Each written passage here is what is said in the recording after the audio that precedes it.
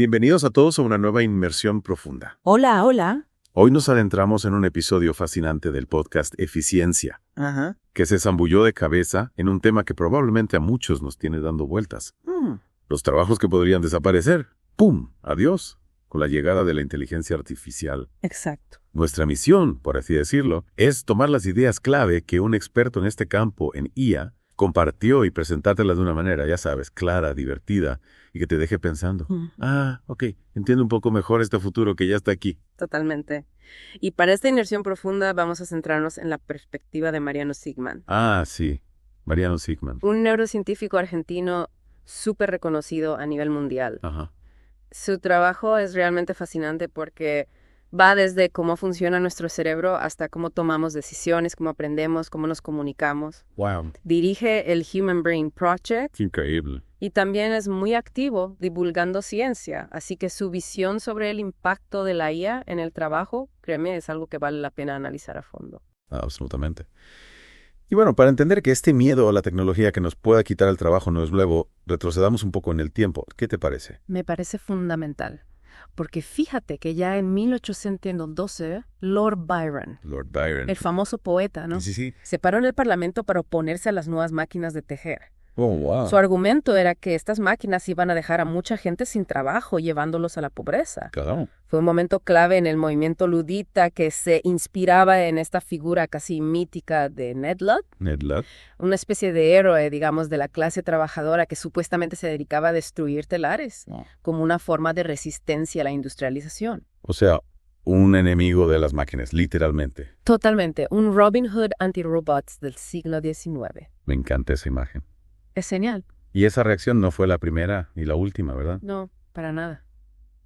Pensemos en Platón, preocupado por cómo la escritura iba a dañar nuestra memoria, Exacto. o la resistencia que hubo con la llegada de la electricidad. Sí. El teléfono. El teléfono, por supuesto. Hasta el Internet. El Internet. Parece que cada gran avance tecnológico viene con su dosis de, digamos, aguafiestas, Sí. que ven el lado negativo, ¿no? Es que es una reacción muy humana, ese temor a lo desconocido y cómo puede afectar nuestras vidas. Claro. El trabajo no es solo una manera de ganarnos la vida, ¿verdad? Ajá. También es parte de nuestra identidad, de cómo nos vemos a nosotros mismos y cómo contribuimos a la sociedad. Totalmente. Que una máquina pueda hacer lo que nosotros hacemos y quizás hacerlo más rápido o más barato puede sentirse como una amenaza a esa identidad. Es verdad. Pero la historia siempre nos guarda sorpresas. Me encantan las sorpresas. ¿Sabías que la hija de Lord Byron, Lady Ada Lovelace, No. terminó siendo una pionera de la programación? No. Qué ironía. Increíble. El papá luchando contra las máquinas y la hija creando el lenguaje para que funcionen. Es buenísimo. ¿No te parece? Pero bueno, volviendo al presente, lo que este experto en IA señala es que esta revolución que estamos viviendo con la inteligencia artificial tiene algo distinto a las anteriores. ¿No crees? Totalmente. Las revoluciones industriales del pasado generalmente afectaban trabajos que eran muy repetitivos, Ajá. tareas manuales, rutinarias. Se daba por sentado que la creatividad, el pensamiento crítico, el sentido común eran terrenos exclusivos de los humanos. Claro. Pero con la IA estamos viendo algo sin precedentes. Su impacto inicial se está sintiendo fuertemente en trabajos que consideramos creativos y artísticos. ¿En serio? Piensa en la generación de música, la creación de videos, el diseño gráfico. ¡Wow! Áreas que parecían ser la esencia misma del humano ahora están siendo desafiadas por algoritmos. Es increíble. ¿Te imaginas? Ok, vamos a desglosar esto un poco más. Entonces, la pregunta clave para ti que nos estás escuchando es, ¿qué va a pasar en los próximos años con el futuro del trabajo frente a este avance imparable de la IA? ¿Cuáles son esas diferencias fundamentales con las revoluciones industriales que ya vivimos? Parece que nuestro experto tiene algunas ideas muy interesantes sobre esto. Sí, sin duda. Para empezar, él enfatiza la enorme imprevisibilidad de la IA. Ok. Menciona un estudio muy conocido de Oxford, del año 2013, que pronosticaba que la mitad de los trabajos iban a desaparecer en los siguientes 20 años, enfocándose principalmente en esas tareas cíclicas y repetitivas que mencionábamos antes. La mitad de los trabajos. Eso suena bastante apocalíptico, ¿no? Lo era. Pero lo más interesante es que 10 años después, la realidad está tomando un camino un poco diferente. Aunque sí ha habido cambios importantes en el mercado laboral, esa desaparición masiva de empleos que se predecía no se ha materializado de la forma en que se esperaba. Y lo más sorprendente es que algunos de los trabajos que hoy se ven más amenazados son precisamente aquellos que en 2013 se consideraban el futuro, como la programación. No. Es casi irónico pensar que los programadores podrían ser reemplazados por los programas que ellos mismos crearon. Qué giro tan inesperado. Entonces, ¿a qué se debe esta imprevisibilidad de la IA? ¿Por qué no se cumplieron esas predicciones iniciales? Bueno, el experto lo explica usando una analogía muy interesante con el cerebro humano. A ver. Las inteligencias artificiales se construyen sobre redes neuronales que aprenden y sacan conclusiones a partir de cantidades masivas de información y simulaciones. A diferencia de los programas tradicionales, que siguen una serie de instrucciones muy específicas, estas redes neuronales exploran diferentes posibilidades y encuentran soluciones de maneras que a veces sorprenden incluso a quienes las crearon. Es como si tuvieran la capacidad de aprender de formas no completamente anticipadas. Es como cuando un hijo hace algo totalmente inesperado, ¿no?